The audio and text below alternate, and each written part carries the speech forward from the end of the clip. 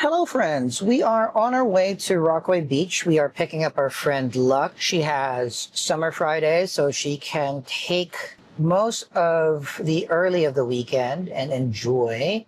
She chose to sit under the sun a little bit, commune with water, and we were going to hang out and watch a movie later this evening. And I figured I'd take the longest drive from where I'm staying at in Brooklyn to Rockaway Beach to hang out with you guys a little bit. It is a very sunny summer day, perfect for relaxing by the water. I figured I'd pick her up and tell her about all of this. So Lux has been my friend for a very long time. We've gotten even way closer maybe the past 5-6 years. So she does know me in a lot of different aspects. Like first as just the photographer, videographer of a bunch of different burlesque things, nightlife things. I knew her because I shot her and a couple of her friends for one promo shoot one time, and she's just a really, really good soul. She is a preschool teacher, also a witch. Maybe we'll discuss that next time. But she's very perceptive and she is very open and communicative about a lot of the things in this world. And I really do value her opinion. And she has really good insight, not only about myself, but a lot of people in her circle.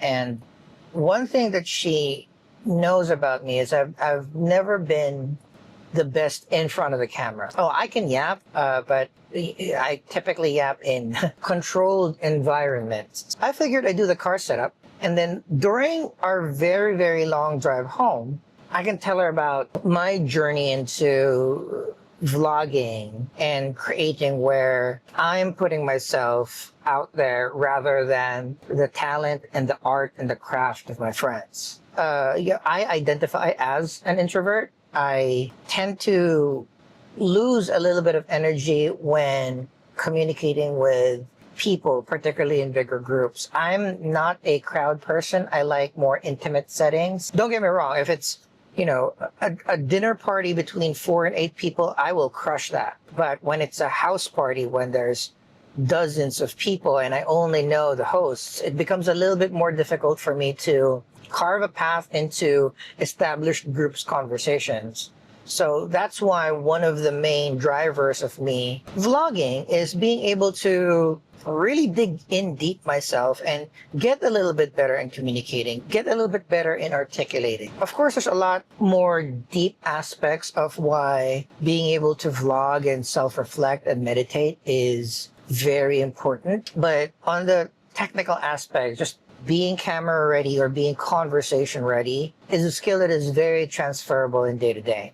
Despite me being very close to Lux, despite me knowing that she is very welcoming, supportive, and communicative, particularly in things that is for self-reflection, self-improvement, I'm still feeling very self-conscious about it. That's why I wanted to hop on and share it to you guys, because I think in the back of our heads, we're always thinking, or we always have that little part, a small voice provides us with a little bit of self-doubt whenever we are opening up to whomever, whether it's a new friend or a friend that you've had for years. I was really meditating about it, really digging deep on why that is so. And part of this vlogging journey, this documentation journey, this creation journey, and sharing of all of the discoveries that we found is we always have this shell, we always have this mask that we keep pristine, keep a version that we think other people would like. Because there's no reason for me to be nervous or conscious about telling this to Lux. Matter of fact, I think our friendship will grow deeper even more knowing that I'm opening this up to her. But it's not unreasonable, because I do have other friends. Like, I know if I say that I'm a vlogger to my best friend Lucy, she'll be like snickering a little bit.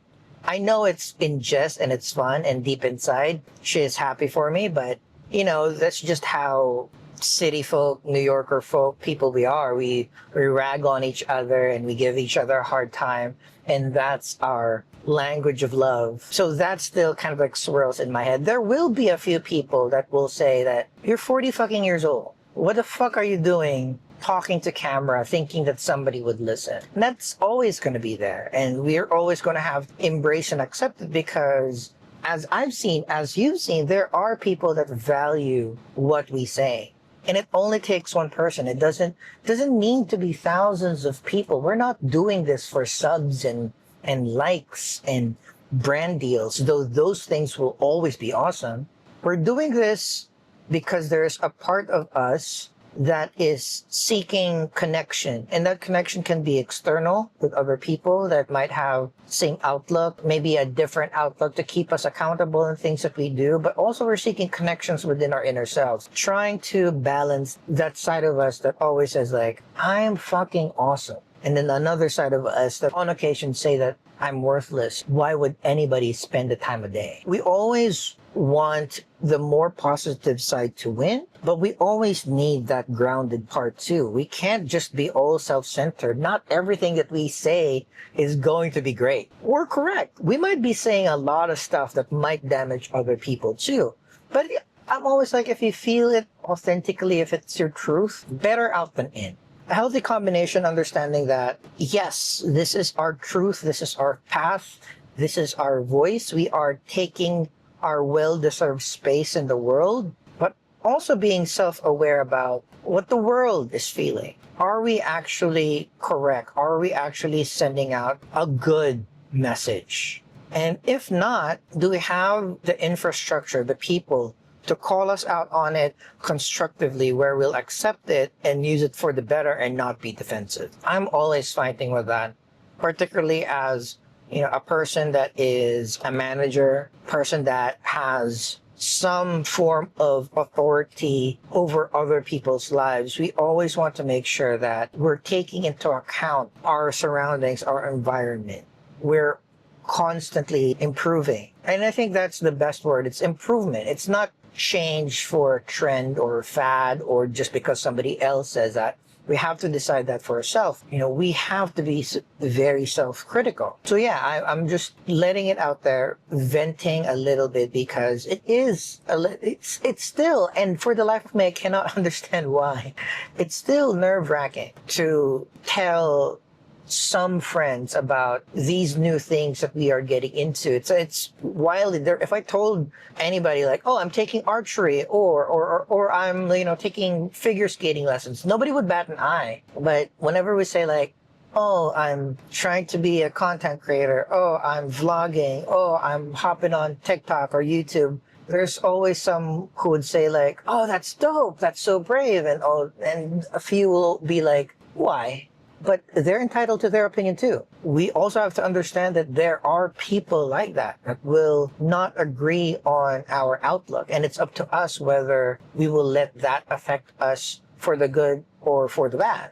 Is it going to fuel us to get better, or is it going to burn us from the inside and make us stop what we are passionate about? And also, it's a really good way to see if we are really passionate about something. Once we vocalize it, it becomes even more real than how real it is. So me even thinking about announcing this to one of my closest friends kind of is proof that this activity, this craft is really something that I want to keep pursuing and keep doing. I know I'm doing it for the right reasons. I know it's really valuable and important to me because I want to keep improving on what those reasons are. I want it to be for the better. I don't want it to be selfish. I want to share and commune with like-minded people. Yes, I want to lift up certain voices. I want to learn, and I also want to teach. I think it's going to be okay. Just one of those things that we all have to go through. A little bit of self-doubt, a little bit of self-analysis, and we're not letting it bring us down. We're using this as fuel and instruction. I'm gonna pop on my audiobook, relax a little bit, and I'll share with you guys the conversation when it happens. And thank you very much for listening. Again, Whether it's 10 seconds or 10 minutes with my content, that's 10 seconds or 10 minutes that you didn't have to share with me. So I do truly appreciate you being here. I truly appreciate you listening. I hope to see you in your creations, and I hope to see you in the next video.